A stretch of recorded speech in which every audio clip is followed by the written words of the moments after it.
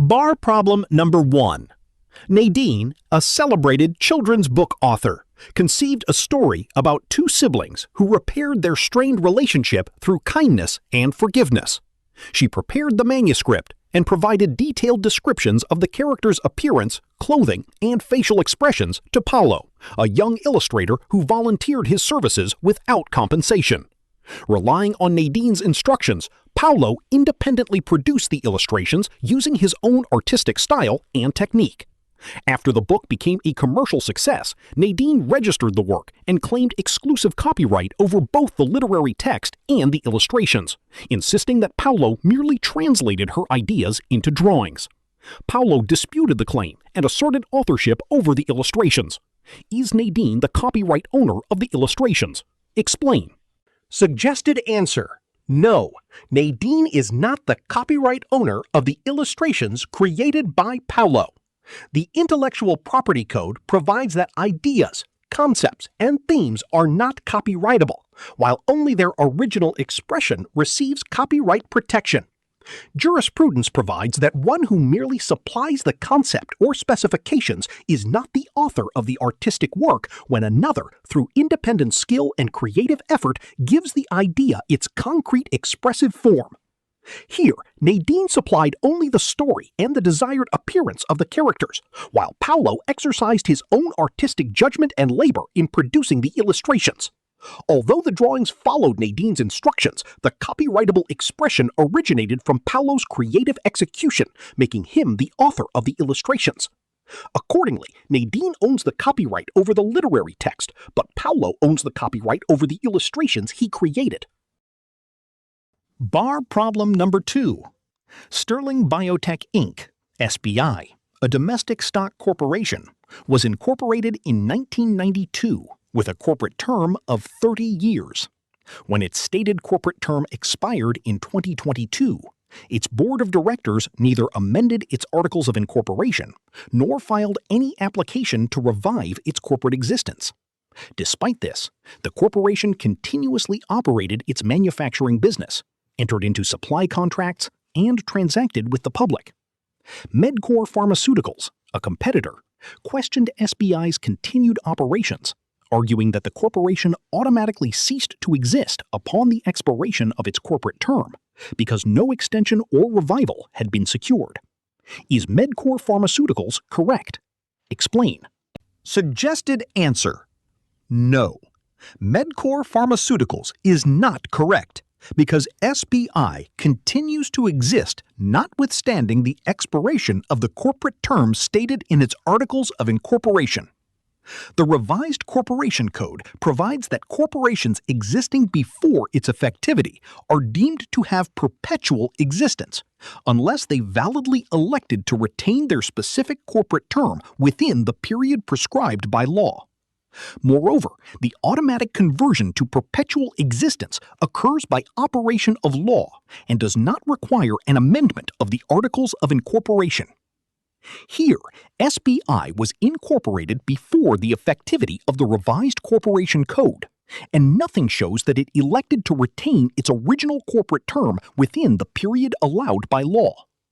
Consequently, its corporate existence became perpetual by operation of law, making its continued business operations valid despite the expiration of the original term.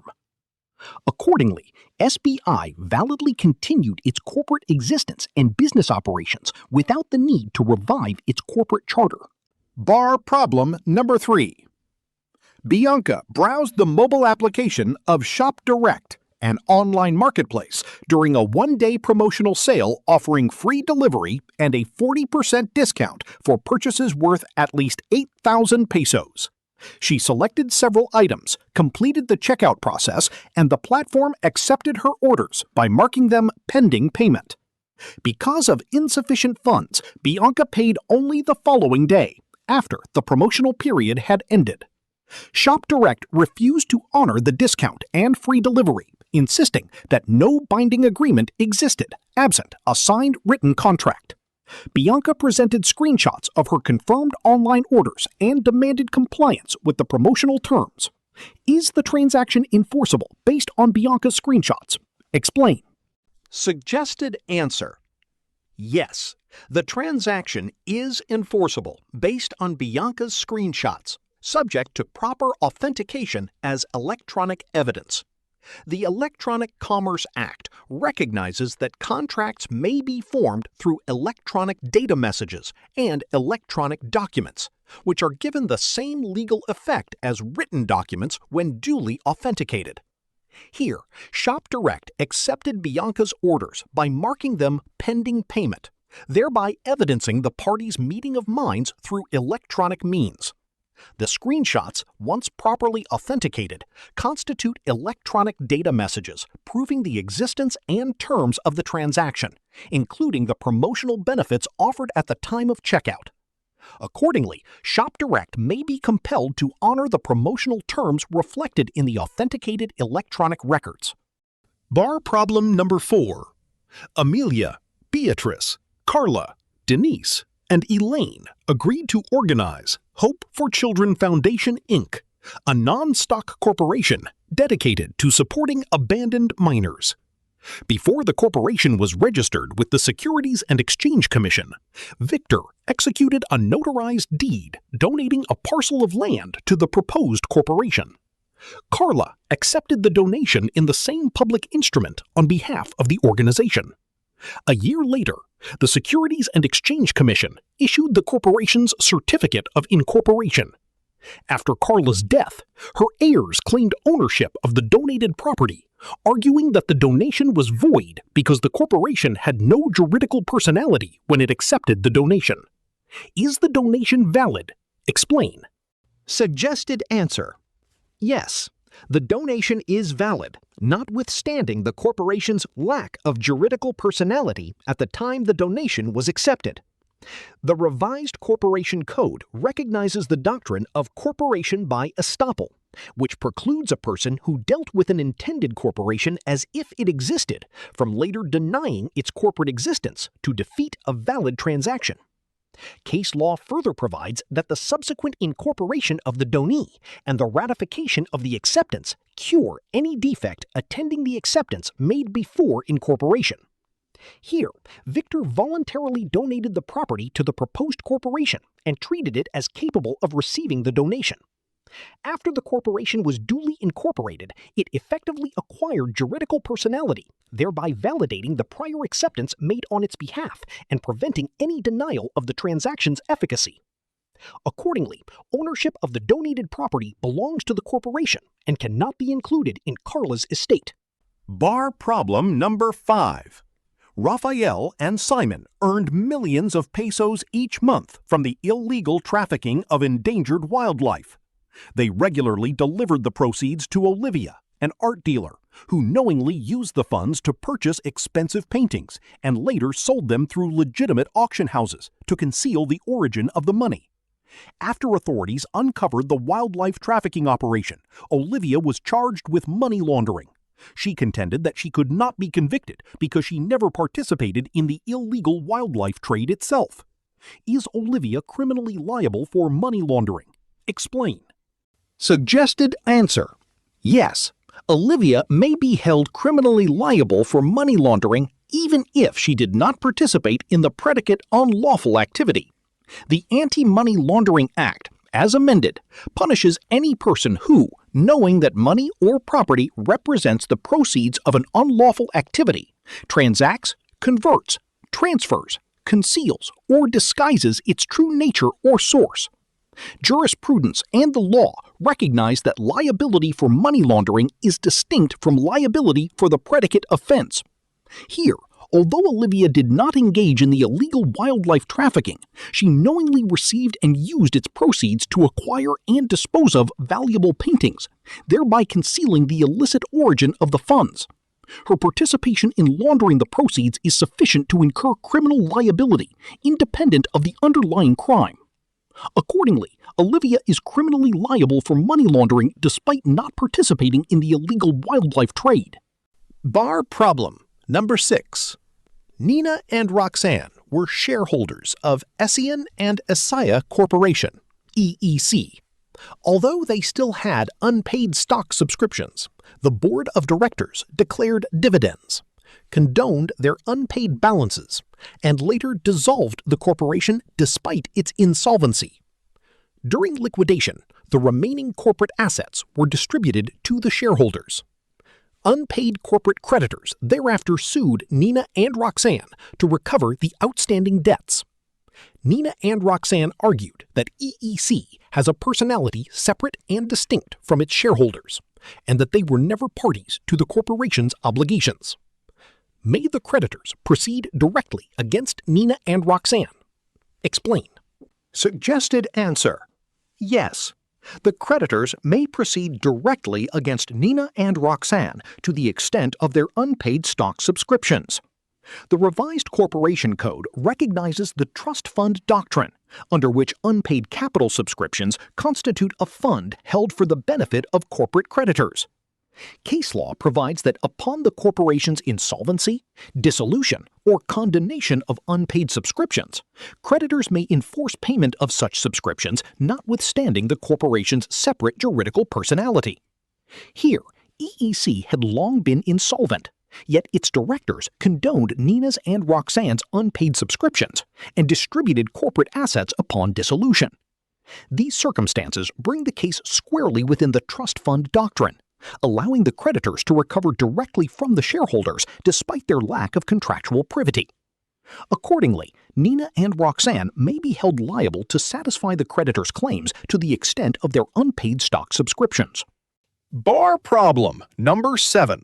Felix, Ivan, and Ruth formed Brewhaven Partnership to operate a neighborhood coffee shop. Felix and Ivan contributed capital, while Ruth contributed only her labor and industry. During the partnership, Felix opened a flower shop beside the cafe. Ruth, without the consent of her partners, opened her own souvenir store inside the same premises. Meanwhile, Ivan established a competing coffee kiosk a few blocks away without securing the partnership's approval. Felix claims all three businesses are lawful because they are operated using their personal funds. Ivan and Ruth agree. Are Felix, Ivan, and Ruth legally allowed to engage in their respective businesses? Explain. Suggested answer: no. Felix may lawfully operate his flower shop, but Ivan and Ruth cannot validly engage in their respective businesses under the circumstances.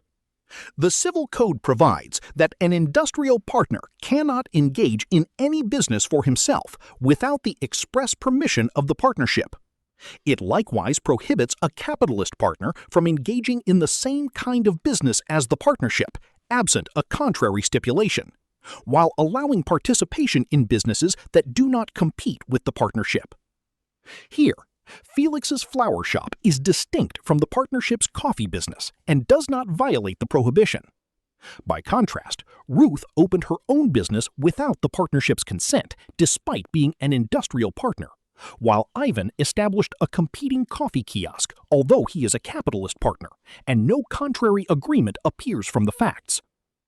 Accordingly, only Felix may lawfully engage in his separate business, whereas Ivan and Ruth violated the restrictions imposed by partnership law. Bar problem number 8.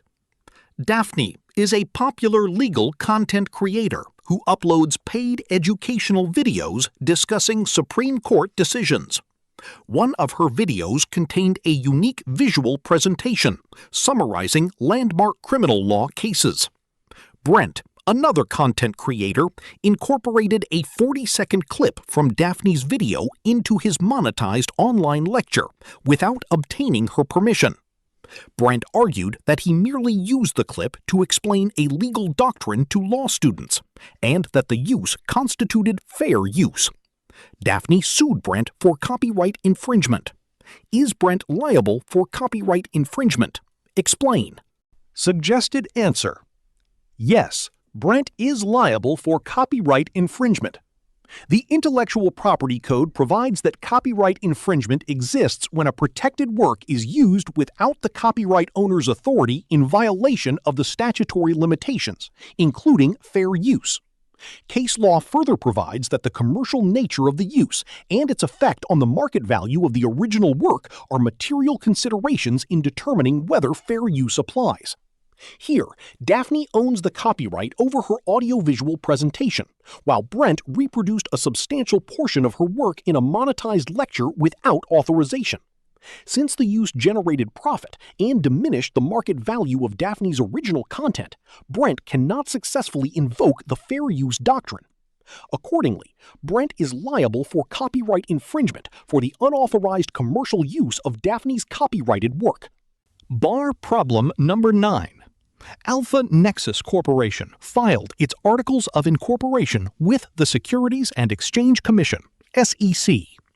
The articles stated that the corporation's principal office would be located in Singapore. It likewise designated Kenji, a Japanese citizen residing in Tokyo, as the corporation's treasurer. During evaluation, the incorporators argued that these provisions were valid because the corporation intended to conduct most of its business abroad. If you were the SEC examiner, would you recommend approval of the Articles of Incorporation? Explain. Suggested answer: no, I will not recommend approval of the Articles of Incorporation.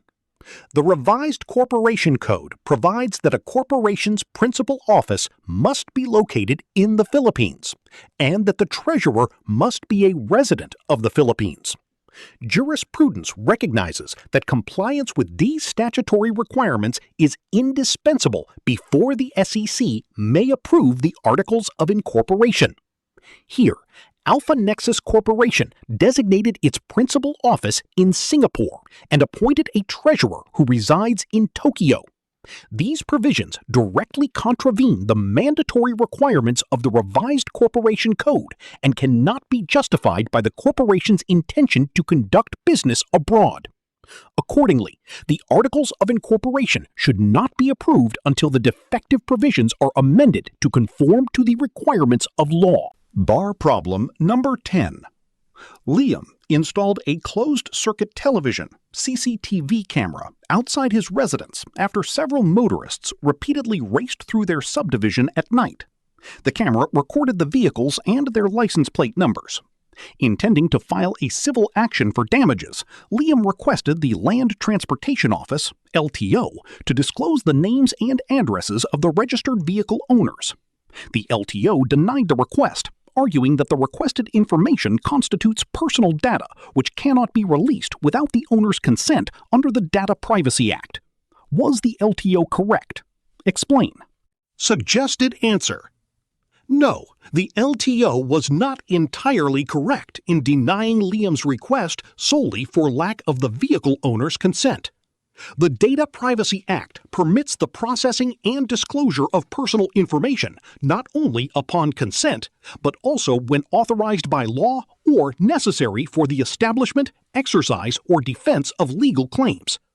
Jurisprudence recognizes that personal data may be processed when reasonably necessary to pursue legitimate legal interests. Here, Liam sought the names and addresses of the registered vehicle owners to identify the proper defendants and support his intended civil action for damages. Since the requested information is necessary for the establishment of a legal claim, its disclosure may be justified under the exceptions recognized by the Data Privacy Act, subject to compliance with its safeguards. Accordingly, the LTO cannot deny the request solely on the ground that the vehicle owners did not give their consent.